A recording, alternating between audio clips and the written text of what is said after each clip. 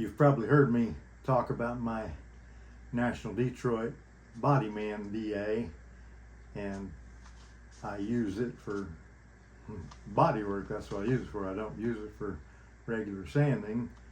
And you know, I have my Billy sander, my one from Harbor Freight that I modified to be kind of like a grinder.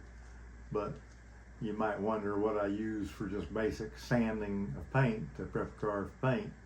And this is my Astro Pneumatic Onyx 325 palm sander.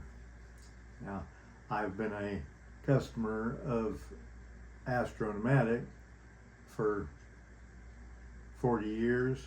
My first Astro Pneumatic tool was a die grinder that I got used in 1981. I don't know when it was made, but I got it in 1981, and it was already well broke in by the previous owner. And I used that die grinder on a regular basis for the next 40 years until sometime in the early 2000s when a toolbox that I had tools to carry to a work site or something away from my normal job got stolen, and so my Astro Pneumatic 40-year-old die grinder that I loved got stolen. But every other Astro Pneumatic tool that I've had since then has been a good tool. I had a Astro Pneumatic 1/4-inch air ratchet. I bought, this was in 2002, I bought a snap-on 1/4-inch air ratchet, and after using it for a little over a month and a half, I'd say, it had no longer had power. It wouldn't break bolts loose, wouldn't tighten them up. It was like the gears were stripped or something, and I had been oiling it every day. So I was very upset, and the Snap-on man took it back, and I bought an Astro Pneumatic air ratchet to take the place of that. I can't remember what I had previously. Harbor Freight wasn't around, but I bought the Astro Pneumatic little stubby 1/4-inch air ratchet, and this was in 2002, and it got stolen at Nacho's shop, and that was like last year, the year before last. So I used it from 2002 to at least 2022. I used it for at least 20 years, and I never put a drop of oil in it. I don't hate to admit that at all. It's an air ratchet, and I'm a body man. We are working in a body shop where there's aluminum oxide dust everywhere coming off of sandpaper. You put that in an air ratchet that has a spiral gear inside there, and it will destroy it. You know, the air system, unless it's a super high-end shop, is not going to have, you know, efficient water extraction to take all the water out of your air. So you put that oil in that air ratchet, and that aluminum oxide dust is going to get in there with that oil, and it's going to mix with that oil and water inside that tool and destroy it. Now, I used my Astro Pneumatic 1/4-inch air ratchet all the time. I mean, I work with 1/4-inch tools on auto body. You know, if I have to break something bigger bolt or something loose, I'll use 3/8 or 1/2 inch. But for the most part, I use 1/4-inch drive, so I use that air ratchet all the time. I never ever oiled it. I used it at shops that had severe water problem where it blew water through the tool all the time. This sander has seen quite a bit of water blown through it, although I do oil this. This does not have a worm gear, so I do oil it. But back to the air ratchet, for 20 years I used it, and it never saw a drop of oil and still worked just fine. Now, I admit that the head got hot as if it needed some oil, but I wasn't going to put no oil on it because I knew better. You know, I ruined a $200 Snap-on air ratchet, which I didn't take responsibility for that. I told him in absolute truth, I oiled it every time I used it, and because I was so proud of my snap-on air ratchet, well, that oil ruined it with the aluminum oxide dust and the water.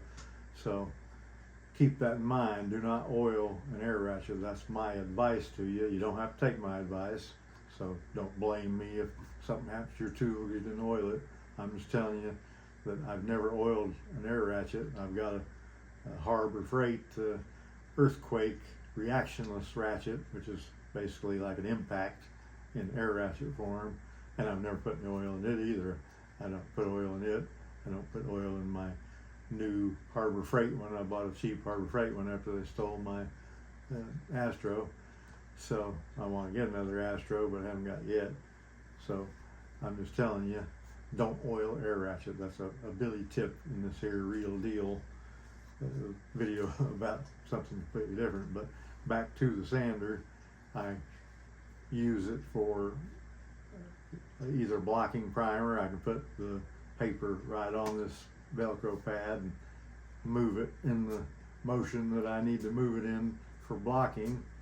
And when you're blocking with a DA, you block and you feel. If you feel a little high spot anywhere, you know, in your blocking area, then you concentrate where the high spot is, but you keep moving. You never hold still, and you don't tip your DA up like this unless you're in a curved surface like that, and then you can tip it at a little bit of an angle and ride in the curve. But on a flat panel, never raise it up, because that's going to cause divots in your primer. And then I can also put a interface pad on it, which is 3/8 of an inch thick, and spongy for, like, you know, 1,000 grit and 1,500 grit and stuff like that, where I don't want to cut in, you know, too hard. So that's what this is a finishing sander. This has a 3/32 orbit. You have your shaft in the center of your air motor, and then you have your orbital drive that revolves around the shaft, and the pad is never locked. This pad is freewheeling. I can plug in air hose and hold that pad and pull the trigger, and the tool will be shaking, but the pad won't spin because I can hold it and stop it. And the air motor is going around inside there on the eccentric that drives the orbital part. Now on my Billy sander, I welded that bearing that lets the pad freewheel. So you have you can probably see it. I'm moving it around. You can probably see the space changing there. That's the orbit, 3/32. Ah, yeah.